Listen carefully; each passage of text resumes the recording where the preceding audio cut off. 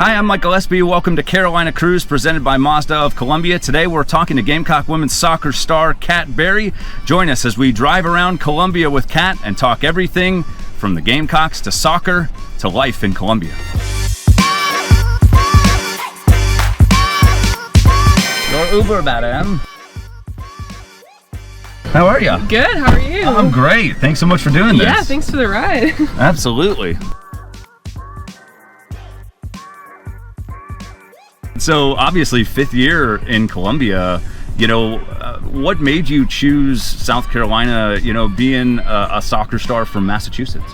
Yeah, honestly, I didn't know too much about South Carolina until I came down to visit it, and I kind of came on a whim. My family kind of planned a trip down, going to some different schools, and South Carolina was actually the last school I visited, and as soon as I stepped on campus, I just knew that this was like nowhere else, and I just knew I wouldn't have to sacrifice anything at South Carolina. I felt like I'd be pushed across all areas of my life, and I wanted to go somewhere different, experience something different for 4 or 5 years, and really be challenged to be the best version of myself, and I felt like South Carolina had that to offer. Yeah, plus you're close to a Mazda dealership too, which you can never be mad about. Yeah. So fifth season, with the Gamecocks, what's the goal?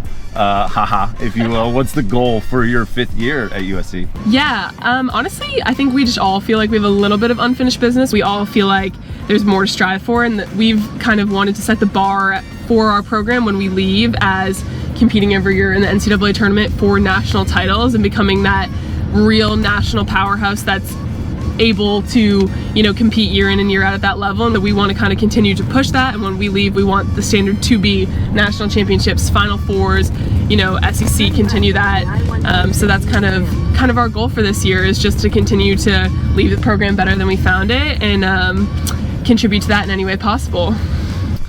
We're obviously, you've accomplished so much at USC in 5 years. You mentioned that SEC championship. Is that maybe the greatest single moment in a Gamecock uni for you so far?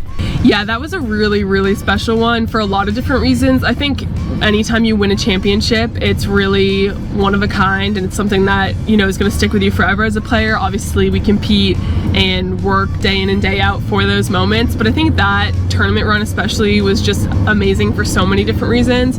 But really, when you get to contribute and really feel like you're a part of it, I scored a couple of really important goals in that run up to that tournament, hit a PK in a PK shootout, things like that really make you feel like not only did we as a team win this, but I know I had a hand in it, and that's a really special feeling to have as well. And that's something that will never be able to be taken away from the group of players that I was a part of, and I know we'll be coming back for years celebrating and talking about that championship, and that kind of helped us continue to withhold that standard that I just talked about.